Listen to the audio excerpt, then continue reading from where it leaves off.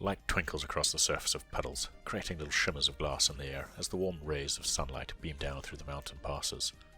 Deep in the long grass, amidst the yellows and blues of unknown flowers, scamper tiny life forms away from the heavy tread of my feet. On distant trees, insects scurry across the bark in orderly lines. Staring into the distance, watching the light splay across the mountains, while a distant flock of birds glide across the sky, I marvel at the splendor around me, the verdant colors of nature unleashed in a kaleidoscopic explosion. More than once I've stopped like this. More than once I've forgotten that, just beyond every quiet moment in Souldiers, lurks something trying to kill me. Now, you may think I'm waxing far too much lyrical over the visual quality of Souldiers, but it's difficult not to. You see, Souldiers isn't just a good-looking game. It's one of the best-looking 2D pixel art games I've ever seen, which is high praise indeed in such a crowded genre.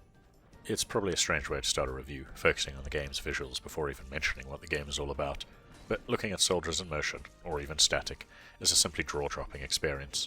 Whether it's the multiple layers of art that merge together to create a sense of receding depth, or the stunning animation for every sprite in the game that complements the gorgeous character designs, Souldiers is art in motion.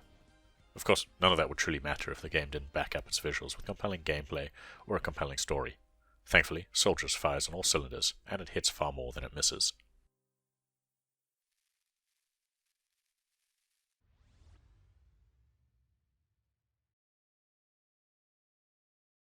Developed by Retroforge, Souldiers is a 16-bit 2D Souls-like Metroidvania RPG.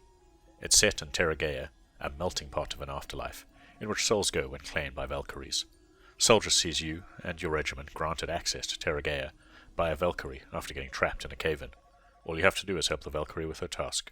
The only wrinkle is that you're not actually dead, and, as you'll soon learn, the afterlife can be just as dangerous as the one you've left behind. The dead, it seems, can die again. After the introduction sequence, Souldiers drops you into a gorgeous, sprawling Metroidvania world, which, as far as Metroidvanias go, is a little more linear than I was expecting. There is the usual backtracking to access new secrets once you've gained an appropriate ability, but despite the size of the world, it was not nearly as labyrinthine as I expected. From the get-go, you can choose to be a scout, archer, or a caster. The scout acts as your melee tank, focusing on close-quarter combat. The archer is, as the name suggests, an expert in range damage, with a special skill that lets you use your bow as a boomerang and recharge your arrows faster. Finally, the caster is your magician, focusing on a high damage output at the expense of a smaller health pool. Each class has their own playstyle, making a real difference in how you approach combat and providing incentive for replays. Your character levels up in the traditional manner, gaining XP from enemies to bump up your stats by 1 point each level, and granting you mastery points to spend in the skill tree. There's a handful of skills for each class, and it's of paramount importance you master these if you want to survive Terra Gaia. Souldiers is, you see, quite challenging. There are 3 difficulty settings to choose from, and, even at the easiest level, death comes quite often. The combat system requires you to master your character moveset, possess some twitch reflexes for combat and platforming, and learn your enemy's movesets if you want to be successful. While there's a slower pace when exploring the world, combat is fast, brutal, and often incorporates platforming into the equation if you want to reach some enemies. Throw in some elemental abilities, with enemies vulnerable to one or the other, and you really have to be on your toes. The stamina bar governs your ability to block, leaving you open when your guard has been broken, while your dodge roll, which is different per class, has a cooldown before you can use it again. If this makes you wary, worry not, for the developers have taken some steps to help you on your journey.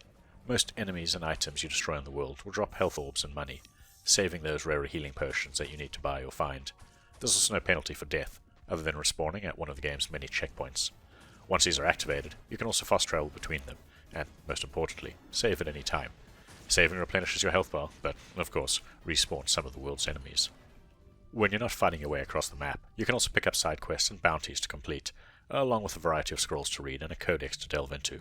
It really helps flesh out Terra Gaia's world, while also stocking the game full of content. It's rare that you'll be left wondering what to do, or not have a task to complete. At this point, it's also worth giving a shout out to the developers for getting a Metroidvania map right. When you encounter locked doors or chests, they're automatically added to your map, in whatever state you found or left them in. This reduced the need to backtrack systematically, to find a treasure I couldn't reach, or a door I didn't have a key for way back when.